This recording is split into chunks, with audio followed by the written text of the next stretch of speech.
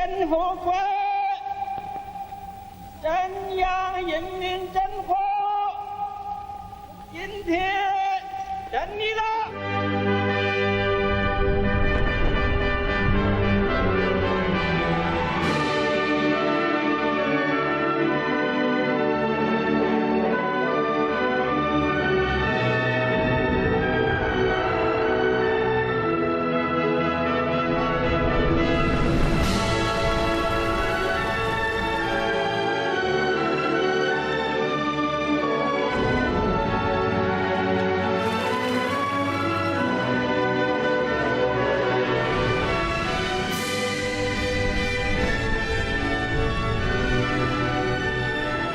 为建设富强、民主、文明、和谐、美丽的社会主义现代化强国努力奋斗。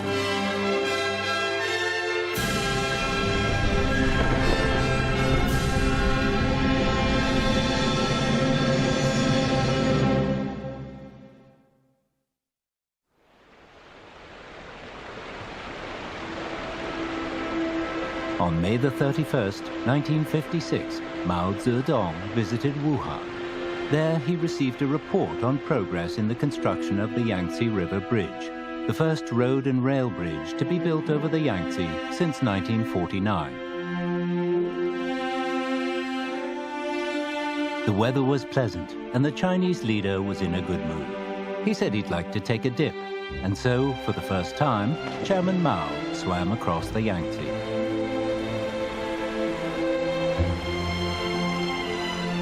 He spent 2 hours in the water, swimming the 15 kilometers from Sheshan to Hankou.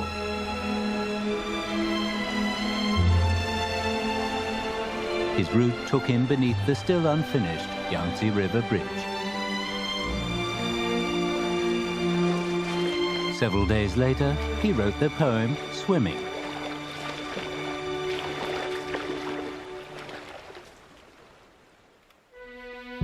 I have just drunk the waters of Changsha and come to eat the fish of Wuchang. Now I am swimming across the great Yangtze, looking afar to the open sky of Chu. Let the wind blow and waves beat better far than idly strolling in a courtyard. Today I am at ease. It was by a stream that the master said, thus do things flow away.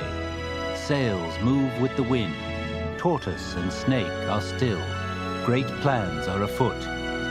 A bridge will fly to span the north and south, turning a deep chasm into a thoroughfare. Walls of stone will stand upstream to the west to hold back Wushan's clouds and rain, till a smooth lake rises in the narrow gorges. The mountain goddess, if she is still there, will marvel at a world so changed.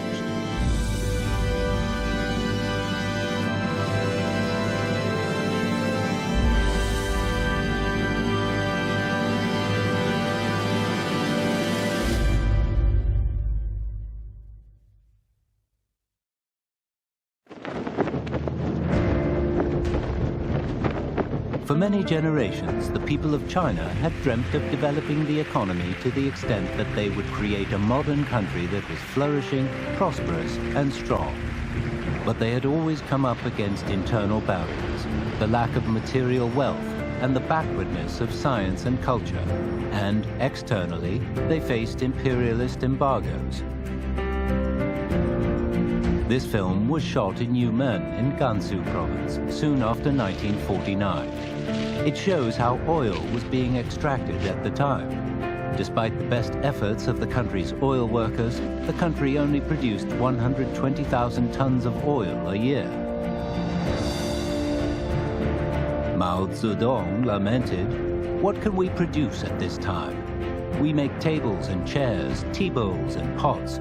We can grow grain and grind it into flour, and we can make paper, but we cannot make a single automobile, aeroplane, tank, or tractor."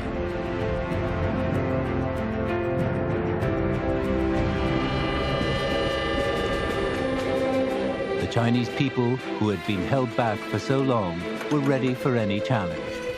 In 1953, large-scale economic construction was unleashed across the country.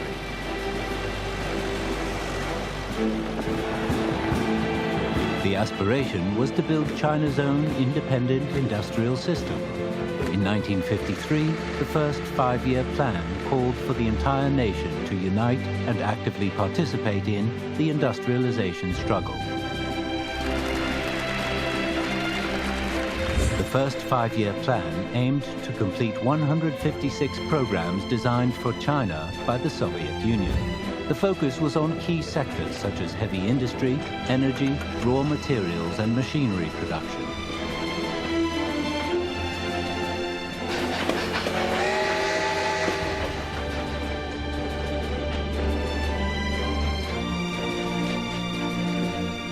During his first trip to the Soviet Union, Mao Zedong visited the Stalin automobile factory. Seeing a line of new cars on an assembly line, he said to his entourage, "We need big factories like this one."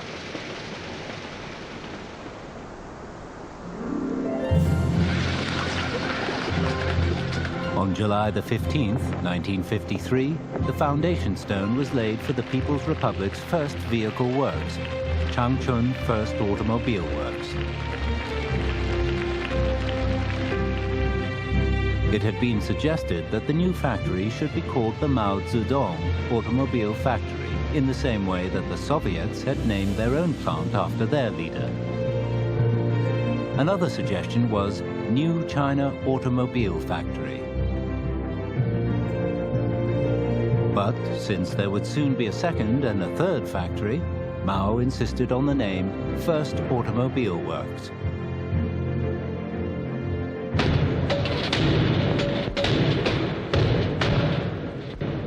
In making the People's Republic's first automobile, the engineers had to produce 2,335 parts. A team of 100 designers drew up more than 100,000 blueprints for processing and non-standard equipment. 当年呢，第一台车出来的时候，就像生了个大胖小子，自己的孩子，那就是他是做模型的，他是先干。他做了模型才能翻沙，才能他是早知道的。那时候我们吃在厂里，住在厂里，成天成宿都不回家，就盼着这个车出生。600 million yuan was invested in making that first truck. That was 1 yuan for every person in China at the time. On July the 13th, 1956, the first Jiefang truck was finished. Some people had suggested that the model be named after Mao Zedong, but Mao himself cheerfully picked up his brush and, with vigorous strokes, wrote the word Jiefang, meaning liberation. 1956年7月13日，汽车厂建厂3周年的前2天，第1辆汽车诞生了。从今天起，中国不能制造汽车的历史结束了。我们自己的汽车将源源不断的，一天比一天更多的从这里开出去。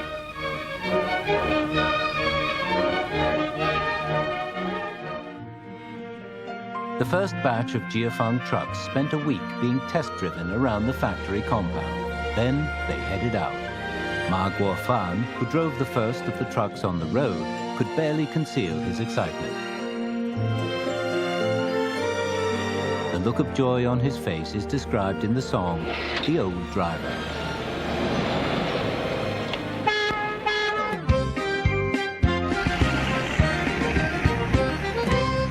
50岁的老司机，我笑脸儿扬啊，拉起那个手风琴，咱们唠唠家常啊。想当年我18就学会了开汽车呀，摆弄那个外部车呀，我是个老内行啊。可就是啊，没见过中国车呀啥模样啊，盼星星盼月亮啊，盼的那个国产汽车真就出了厂哟嘿。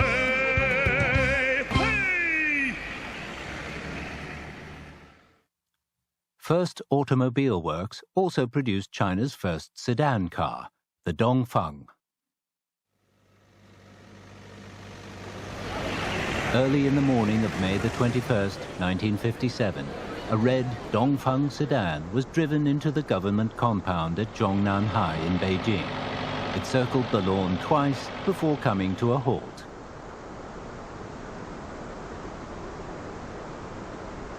A beaming Mao Zedong stepped out and exclaimed, "Wonderful! I've been driven in a car of our own."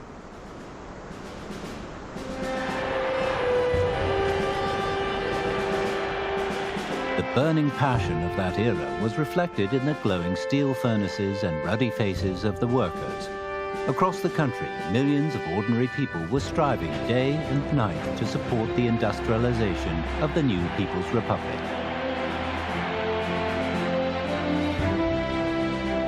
They were building their nation and, in the course of doing so, nurturing their spirit.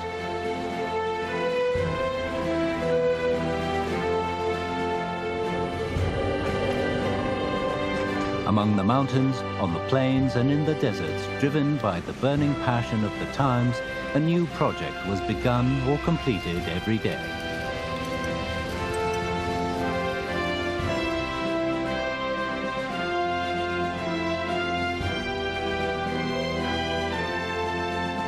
In July 1956, the Shenyang Aeroplane Factory produced its first fighter jet. In 1957, China began production of the T-54 tank. In 1958, the first Dongfang Hong tractor was manufactured. With the completion of the Luoyang tractor plant, China could make its own tractors for the first time ever. Vice Premier Tan Zhenling said in excitement, "We have entered the era of tilling the land without oxen." At the Fularji and Taiyuan heavy machinery factories, China was independently manufacturing heavy mining and construction machinery. China had previously had to rely on imports, even for such simple items as nails and matches. Now, for the first time, it had a relatively complete industrial system.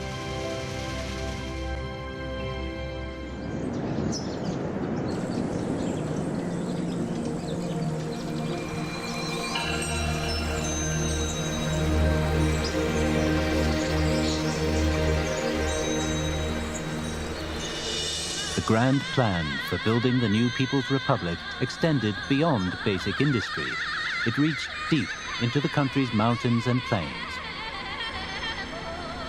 This road, National Highway 318, is known as China's scenic route.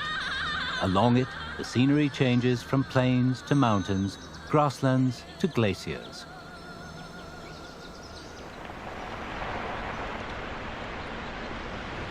The workers who laid this road into Tibet had to carve it out from sheer rock.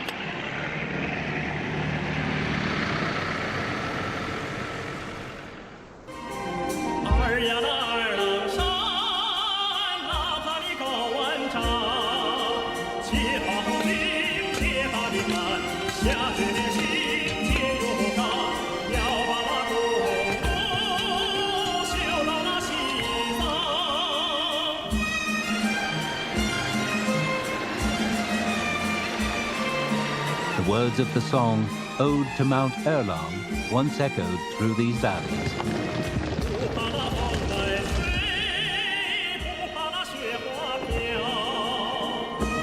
In early 1950, PLA units were dispatched to Tibet.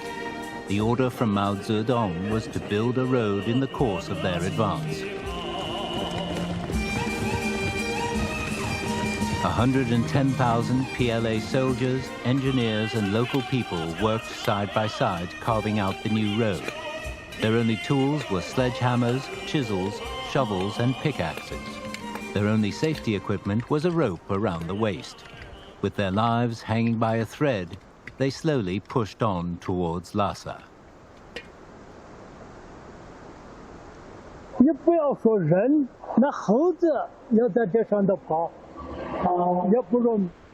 但是18军英雄的官兵，他能爬上这样最顶的那个地方，把这个绳子捆到自己身上，从那么高的地方你要往下掉，悬空大炮呀，一层层闪电，一层一层的爆破放炮，就下头就修了这个公路了。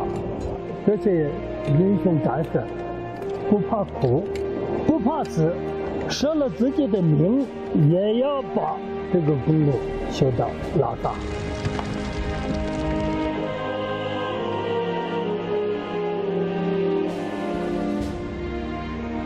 The road from Ya'an in Sichuan province to Lhasa in Tibet cost the lives of more than 3,000 officers and soldiers. That's almost one life for every kilometer of road. Their average age was 23.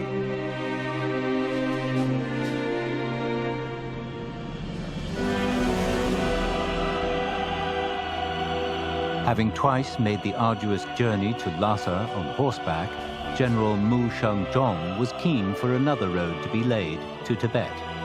This one would start in Golmud, in Qinghai province. To gain support for his plan, he went to Beijing to meet Peng Dehuai, who had just returned from the war in Korea. 6 months later, the CPC Central Committee approved General Mu's plan for the Qinghai-Tibet Highway. On May the 11th, 1954, Mu Shengzhong led a team of 19 cadres and 1,200 local people and soldiers to the site of the proposed road. He had drawn up his battle lines, which ran along the banks of the Golmud River, through the Kunlun Mountain Pass and over the Chumar River. It took just 79 days for the highway to reach Hozil on the Qinghai-Tibet Plateau. Mu Shengzhong was on the front line the entire time, wielding a sledgehammer by day and sleeping in a tent at night. To encourage his men, he told them, "Our determination to complete the Qinghai-Tibet Highway cannot be shaken. If we perish, our bodies will be laid out facing Lhasa."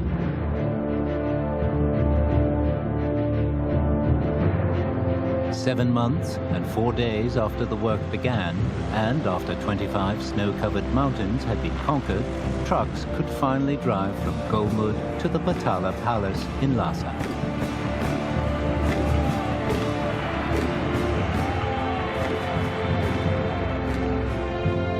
On December the 25th, 1954, the two new highways to Tibet from Sichuan and Qinghai opened to traffic. Tibet was finally accessible by road.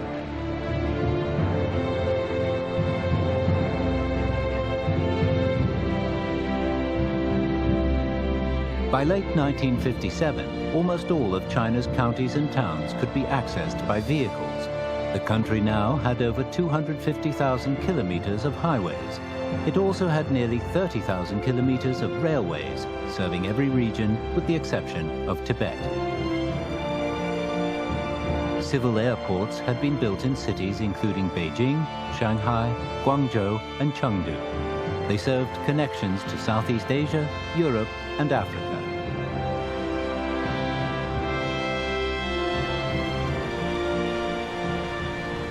It's said that rivers nurture civilizations, but they can also bring disaster. Since ancient times, vast areas of China had been plagued by frequent, deadly flooding. If China was to restore and develop its economy and protect its people's livelihoods, it was essential to tame and utilize its rivers.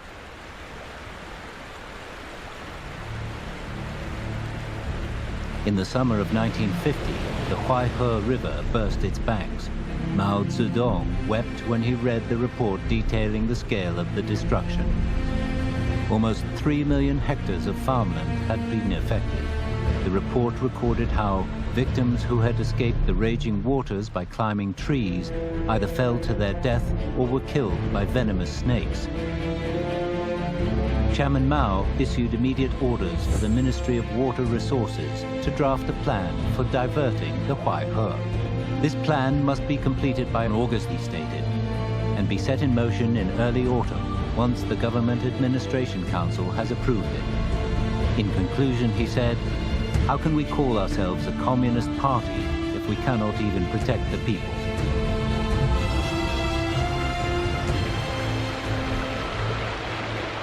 The People's Republic's first major water conservancy project covered the entire Huaihe River basin.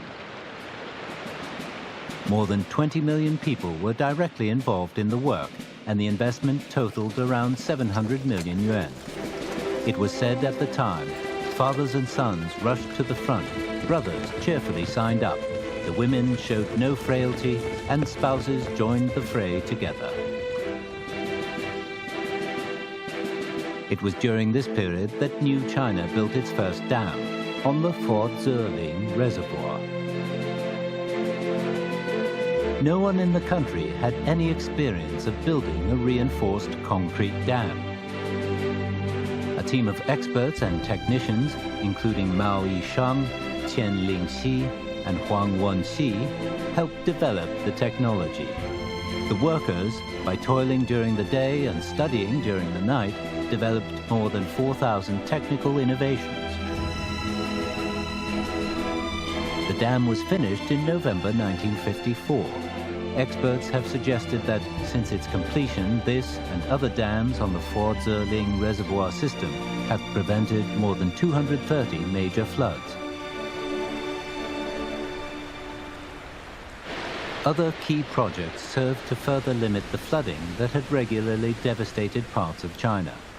These included the Jingjiang River Flood Diversion Project and flood prevention projects on the lower reaches of the Yellow River. However, for the country's farmers, dams alone were not enough to secure a good harvest. For thousands of years, they had tilled their own small plots of land without the benefit of a communal irrigation system. Now, working together, they dug channels and leveled the land. The burning passion of that era also roused the country's farmers for the effort to collectivize agriculture. Beneath fluttering red flags, hundreds of millions of farmers carried out a project their ancestors had only dreamed of. It was a huge undertaking that not only guaranteed a stable harvest, it also brought about a marked increase in productivity and created the conditions for modernizing agriculture. In this way, the country's farmers made their own indelible contribution to the new People's Republic.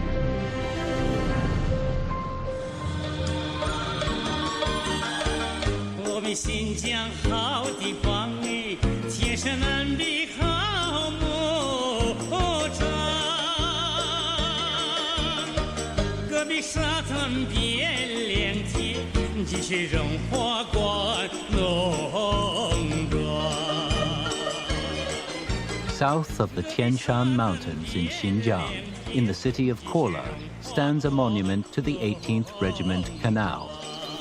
The copper statue depicts one of the countless soldiers who helped develop this border area.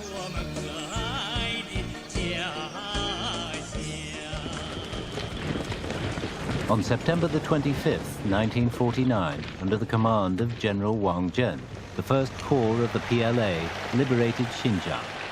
An order issued in the name of the Xinjiang military region stated that every soldier should participate in production. No one is excused labor. In response, the army in Xinjiang entered a new battle, gun in one hand and shovel in the other. Only a single division was left to defend the border. Campaign maps became production plans. Artillery aiming sights became theodolites. War horses became workhorses, and stirrups were turned into plowshares. In all, more than 100,000 soldiers joined this vigorous production movement north and south of the Tian Shan Mountains.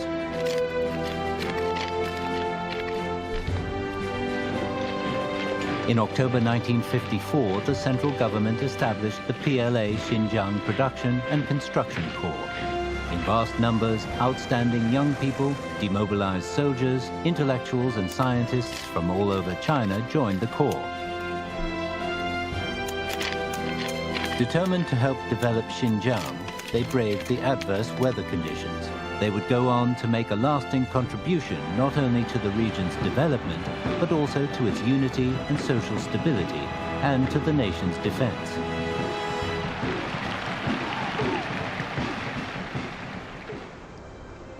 In the northern part of Heilongjiang province in China's northeast lies the Three River Plain. Here, the area along the Heilongjiang River and in the Nunjiang Basin was once an uninhabitable wasteland. known as the Great Northern Wilderness. In the 1950s, a major reclamation project transformed this region into the Great Northern Breadbasket. It became famous for its rich black soil in which, it was said, even chopsticks would sprout if you planted them.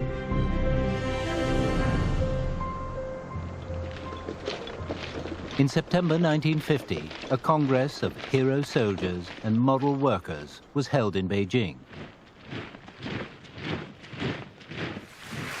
Soldiers and workers from every region and every front gathered in the capital. Among them were many women.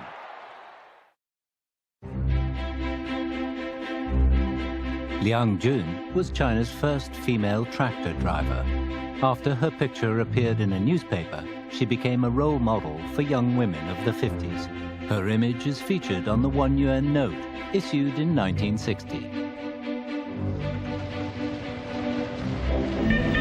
学会了修理、拆卸以后，技师被他积极的学习所感动，改变了以前的看法，亲自指导他学习驾驶技术。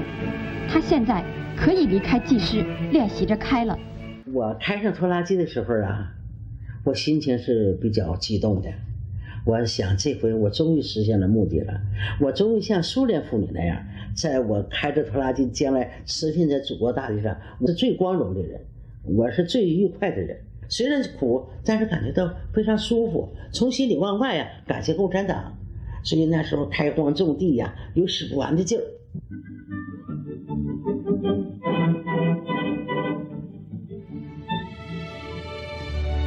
It was thanks to the efforts of such heroes and pioneers that the Great Northern Wilderness in Heilongjiang could be developed. By 1977, the reclamation of the wasteland had involved 140,000 demobilized soldiers and tens of thousands of other young people. Sadly, many of them lie buried beneath the black soil.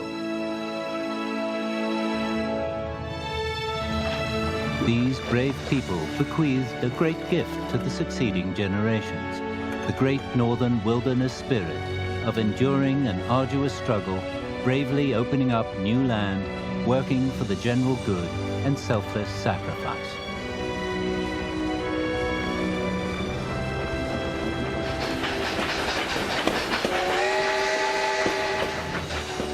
The People's Republic of China was developing rapidly, and success quickly followed success. The goals of the first 5-year plan were met in 1956, a year ahead of schedule. On September the 25th, 1957, the Yangtze River Bridge at Wuhan opened to traffic. To celebrate, China Post issued a pair of stamps with images of the bridge. Still, to support its rapid development and achieve industrialization, the country required more knowledge. In other words, it needed its youth to be highly educated. When Mao Zedong traveled to the Soviet Union in 1957, he made a point of visiting the Chinese students in Moscow.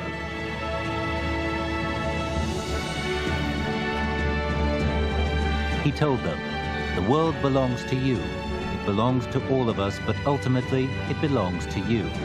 You are young and full of vigor.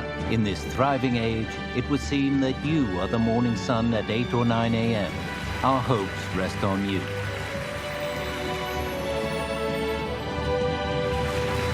Through such expressions of lofty expectation, their leader stirred the blood of China's youth. They were already prospering. Now they realized it was their responsibility to become the creators of great plans and the driving force in carrying them out.